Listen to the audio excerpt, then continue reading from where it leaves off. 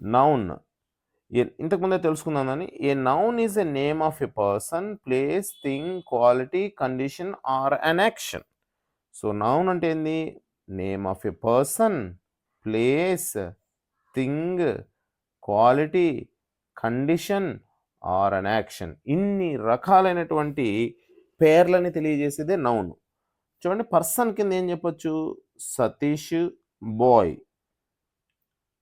Ashok boy. So ఈ పర్సన్ని మనం ఏం చెప్పొచ్చు అంటే నేమ్ ఆఫ్ ఎ పర్సన్స్గా చెప్పొచ్చు. Next places, Kuppam, Tirupati, Vijayawada, Vizag, Hyderabad, Delhi, India, Andhra Pradesh, America, Japan, ఇలాంటివన్నీ ప్లేసెసే.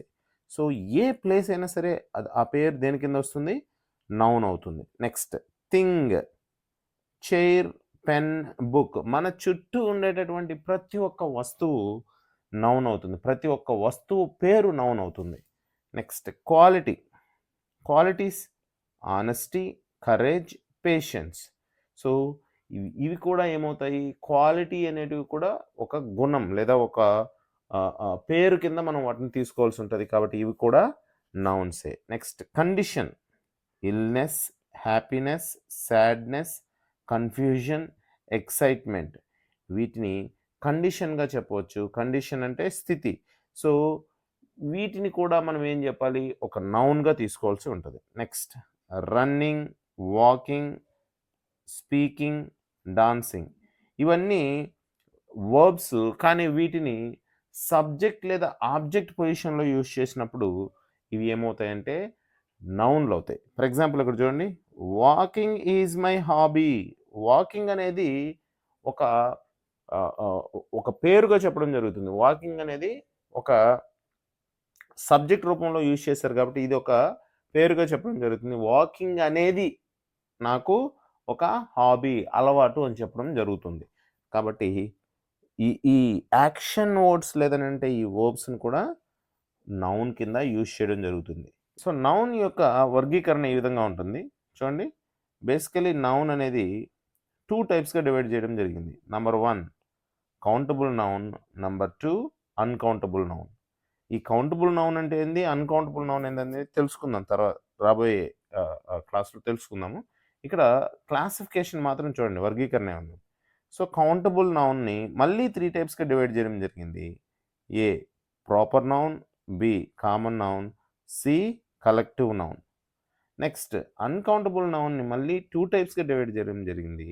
ఏ abstract noun, B material noun. So ఈ విధంగా టోటల్ నౌన్స్ని 5 డిఫరెంట్ టైప్స్ ఆఫ్ నౌన్స్గా డివైడ్ చేయడం జరిగింది. దీనికి మరొక క్లాసిఫికేషన్ కూడా ఉంది. సింగులర్ నౌన్ అని, ప్లూరల్ నౌన్ అని మరొక క్లాసిఫికేషన్ కూడా ఉంది. దాన్ని కూడా మనం రాబోయే క్లాస్లో చూద్దాం. ఫస్ట్ కౌంటబుల్ నౌన్స్ని చూద్దాం. కౌంటబుల్ నౌన్లో పేర్లో చూడండి, noun which can be counted. Count చేయగలిగేటటువంటి నౌన్స్ని కౌంటబుల్ నౌన్స్ అంటారు. అంటే వీటిని లెక్కించగలం అంటే 1 2 3 4 అని కౌంట్ చేయగలిగే వాటిని కౌంటబుల్ నౌన్స్ అంటారు. First one proper noun. Proper noun అంటే చూడండి, the noun which denotes a proper or particular person, place or a thing. అంటే ఈ నౌన్ ఏం చేస్తుందంటే ఒక ప్రాపర్ లేదా పర్టికులర్ పర్సన్ని కానీ, ప్లేస్ని కానీ, థింగ్ని కానీ తెలియజేస్తుంది. అంటే ఫలానా అని మనం గుర్తించగలం. ఫలానా పర్సన్ లేదా ఫలానా ప్లేస్, ఫలానా వస్తువు అంటే ఖచ్చితంగా ఫలాందని మనం చెప్పగలం. ఫర్ ఎగ్జాంపుల్ చూడండి, ప్రాపర్ పర్సన్ సతీష్. సతీష్ అంటే అతను ఎవరో మనకు తెలుస్తుంది. అతని పేరుని బట్టి పర్టికులర్గా అతన్ని మనం గుర్తించగలం. నెక్స్ట్ మహేష్, గణేష్. సో వీళ్ళ పేర్ల ద్వారా ఆ వ్యక్తి ఎవరో మనం ఐడెంటిఫై చేయగలం ఖచ్చితంగా. ప్రాపర్ ప్లేస్ హిందూపూర్, తిరుపతి, కడప అని అనగానే మనకు ఆ ప్లేస్లు ఏంటో మనకు గుర్తొస్తాయి లేదా మనం వాటిని గుర్తించగలం. నెక్స్ట్ ప్రాపర్ థింగ్స్ రామాయణ, గీత, బైబిల్, తాజ్మహల్, ఐఫిల్ టవర్. ఇలా ఆ థింగ్స్ పేర్లు చెప్పగానే వాటిని ఐడెంటిఫై చేయగలం. సో అందుకని వీటిని ప్రాపర్ నౌన్ అంటాం. Next common noun. చూడండి పేర్లోనే ఉంది, a noun which denotes a common person, place or a thing. దీన్ని మనం జనరల్ అని కూడా అనొచ్చు. జనరల్ అంటే సాధారణంగా వాడేది. ఒకరికి లేదా పర్టిక్యులర్‌గా ఫలానాని గాకుండా సాధారణంగా వాడేసేది. ఫర్ ఎగ్జాంపుల్ చూడండి, కామన్ పర్సన్ చూడండి. Man, woman, boy. So, man అంటే ఎవరని చెప్తాం మనము? మ్యాన్ అంటే ఫలానా అని చెప్పలేము. జనరల్‌గా పురుషులందరికీ వాడేటటువంటి ఒక వర్డ్ అది. సింగులర్ పర్సన్ ఉన్నప్పుడు మ్యాన్ అని యూజ్ చేస్తాం. వుమన్ అంటే ఎవరికి యూజ్ చేస్తాం? ఎవరైనా సరే ఒక స్త్రీకి సాధారణంగా లేదా జనరల్‌గా కామన్‌గా ఉపయోగించేటటువంటి వర్డ్ వుమన్. బాయ్ కూడా అలాంటిదే. ఇక్కడ తేడా తెలుసు కామన్ నౌన్‌కి, ప్రాపర్ నౌన్‌కి తేడా ఏంటి? మ్యాన్ అనేది కామన్ నౌను. సతీష్ అనేది ప్రాపర్ నౌను. వుమన్ అనేది కామన్ నౌను. సీత అనేది ప్రాపర్ నౌను. బాయ్ అనేది కామన్ నౌను. గణేష్ అనేది ప్రాపర్ నౌన్ అవుతుంది. Next common places. Common places అంటే విలేజ్, టౌన్, సిటీ. ఇక్కడ కూడా వీటిని సాధారణంగా లేదా జనరల్‌గా యూజ్ చేయడం జరిగింది ఈ వర్డ్స్‌ని. ఇవి కామన్‌గా ప్రతి ఊరికి మనం ప్రతి గ్రామాన్ని విలేజ్ అనొచ్చు. సో, విలేజ్ అనేది కామన్ నౌను. రామాపురం అనేది ప్రాపర్ నౌన్ అవుతుంది. టౌన్ అనేది కామన్ నౌను. తిరుపతి అనేది కామన్ ప్రాపర్ నౌన్ అవుతుంది. సిటీ అనేది కామన్ నౌను. హైదరాబాద్ అనేది ప్రాపర్ నౌన్ అవుతుంది. Next common things. Book, chair, table. So, book అంటే ఏ బుక్ అయినా కావచ్చు.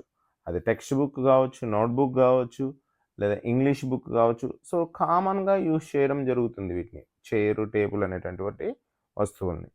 సో, ఇక్కడ కూడా చూడండి, బుక్ అనేది కామన్ నౌను. రామాయణ అనేది ప్రాపర్ నౌను.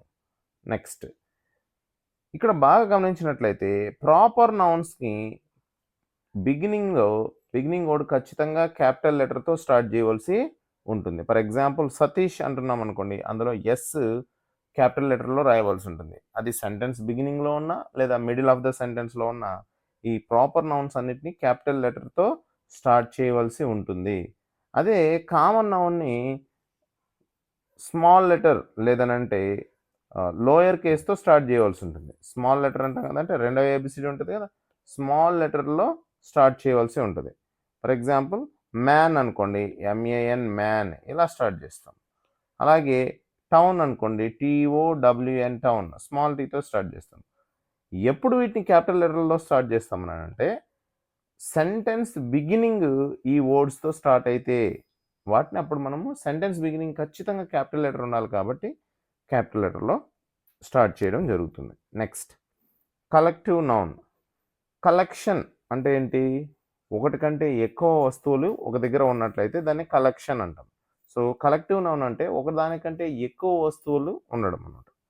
వస్తువులు గానీ, పర్సన్ గానీ, థింగ్స్ గానీ ఉండడం. The noun which denotes group of persons, creatures or collection of things. So, collective నౌన్‌లో ఏమేమి ఉంటాయంట? గ్రూప్ ఆఫ్ పర్సన్స్ గానీ, అంటే వ్యక్తులు గానీ, క్రియేచర్స్ జీవులు గానీ, థింగ్స్ గానీ ఉంటాయి. For example group of persons. An army of soldiers. Soldiers యొక్క సమూహాన్ని ఆర్మీ అని అనడం జరుగుతుంది. సో, ఆర్మీ అనేది ఒక collective noun. A team of players. So, players యొక్క సమూహం లేదా గ్రూప్‌ని టీమ్ అంటాం. A class of students. Group of స్టూడెంట్స్‌ని క్లాస్ అనడం జరిగింది. Next group of creatures. A colony of ants అంటే చీమల సమూహం. ఏ లిటర్ ఆఫ్ కిటెన్స్ కుక్క పిల్లల యొక్క group. A flight of insects పురుగుల యొక్క గ్రూప్‌ని ఫ్లైట్ అంటాము. అలాగే గ్రూప్ ఆఫ్ థింగ్స్ చూడండి. ఏ ఫ్లీట్ ఆఫ్ షిప్స్ ఓడల యొక్క గ్రూప్‌ని ఫ్లీట్ అంటాం. A library of books. Books అన్నీ ఒక దగ్గర ఉన్నట్లయితే వాటిని లైబ్రరీ అని అంటాం. ఏ ఫారెస్ట్ ఆఫ్ ట్రీస్. ఎక్కువ చెట్లు ఒకే దగ్గర ఉన్నట్లయితే ఆ ప్లేస్‌ని ఫారెస్ట్ అంటాం. సో, కలెక్టివ్ నౌన్ యొక్క స్పెషాలిటీ ఏందంటే ఈ నౌను గ్రూప్ అయినప్పటికీ ఇది ఆల్వేస్ సింగులర్ ఇన్ నంబర్. అంటే ఈ నౌన్‌ని మనం సింగులర్‌గా ట్రీట్ చేయవలసి ఉంటది. Next uncountable noun. Uncountable noun అంటే పేర్లోనే చూడండి కౌంట్ చేయలేం. లెక్కించలేం. 1, 2, 3 లేదా 1, 2, 3 అని లెక్కించలేం. The noun which cannot be counted. లెక్కించలేనటువంటి నౌన్‌ని అన్‌కౌంటబుల్ నౌన్ అంటాం. అందులో first one material noun. A noun which denotes a material. మెటీరియల్ని తెలియజేసేటటువంటి నౌన్ మెటీరియల్ నౌన్ అంటారు. These are used to prepare thing or things. ఈ మెటీరియల్ నౌన్స్ని ఎందుకు యూజ్ చేస్తారంట? ఒక వస్తువుని తయారు చేయడం కోసం యూజ్ చేస్తారంట. For example iron, sand, water, tea, coffee, cement, cotton, paper, plastic. For example iron use చేసి ఒక చైర్ని తయారు చేయొచ్చు. శాండ్ని యూజ్ చేసి ఒక వాల్ని కన్స్ట్రక్ట్ చేయొచ్చు. వాటర్ని యూజ్ చేసి ఒక డ్రింక్ తయారు చేయొచ్చు. సో ఈ మెటీరియల్ నౌన్స్ ఎందుకు యూజ్ చేస్తారంటే ఒక వస్తువుని కానీ లేదా మరొక ప్రోడక్ట్ని తయారు చేయడానికి ఒక సబ్స్టాన్స్గా ఒక వస్తువుగా దీన్ని యూజ్ చేయడం జరుగుతుంది. Next abstract noun. పేర్లోనే ఉంది. యాబ్స్ట్రాక్ట్ అంటే కంటికి కనబడదు. అది ఏ noun which denotes quality, condition or action. Quality అంటే గుణం కానీ, కండిషన్ అని అంటే స్థితిని కానీ, యాక్షన్ అంటే పనిని కానీ తెలియజేసేటటువంటి noun abstract noun. This noun can't be seen. దీన్ని చూడలేము. టచ్డ్ తాకలేము. Only can feel. కేవలం దీన్ని అనుభూతి చెందొచ్చు, ఫీల్ అవ్వచ్చు అంతే. సో యాబ్స్ట్రాక్ట్ నౌన్ అనేది క్వాలిటీ, కండిషన్ ఆర్ యాక్షన్ తెలియజేస్తుంది. నెక్స్ట్ దీనికి ఎగ్జాంపుల్ చూడండి. విజ్డమ్ అంటే జ్ఞానం. జ్ఞానాన్ని చూడలేము, టచ్ చేయలేము, కేవలం ఫీల్ అవ్వచ్చు. Next kindness. కైండ్నెస్ అంటే దయ.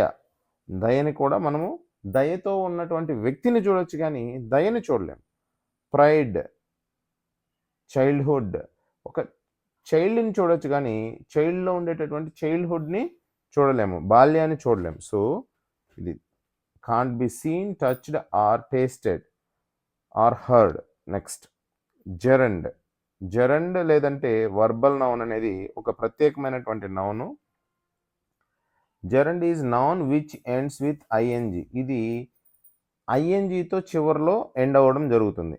It is actually a verb that uses as a noun in a sentence. ఇది సాధారణంగా ఒక వర్బ్. దీన్ని సెంటెన్స్లో సబ్జెక్ట్ పొజిషన్లో కానీ లేదా ఆబ్జెక్ట్ పొజిషన్లో కానీ యూజ్ చేయడం ద్వారా ఇది నౌన్ చేసేటటువంటి పనిని చేయడం జరుగుతుంది. For example walking, cooking, running. చూడండి, cooking is my hobby. So ఈ కుకింగ్ని ఏం చెప్తున్నా అంటే అక్కడ కుక్ చేయట్లేదు. కుకింగ్ అనే దాన్ని ఒక పనిగా చెప్తున్నారు, ఒక పేరుగా చెప్తున్నారు. సో కుకింగ్ చేయడం అనేది నాకు ఇష్టమైనటువంటి పని అని. Next I like running in the morning. So ఇక్కడ రన్నింగ్ చేయడం అనేది నాకు ఇష్టం. సో ఆ పనిని సబ్జెక్ట్గా యూజ్ చేయడం జరిగింది ఇక్కడ. My father loves painting. So paint చేయడం అనేది వాళ్ళ ఫాదర్కి ఇష్టం. సో ఇక్కడ పెయింటింగ్ అనేది ఆబ్జెక్ట్గా యూజ్ చేయడం జరిగింది. సో జెరండ్ ఒక స్పెషల్ కేస్ ఆఫ్ నౌను. దీన్ని V4 అని కూడా అనొచ్చు మనం, లేదా ప్రజెంట్ పార్టిసిపుల్ అని కూడా అనొచ్చు. ప్రజెంట్ పార్టిసిపుల్ రూపంలో ఉండేటటువంటి వర్బ్ని సబ్జెక్ట్ ఆర్ ఆబ్జెక్ట్గా యూజ్ చేసినప్పుడు ఇది నౌన్ అవడం జరుగుతుంది.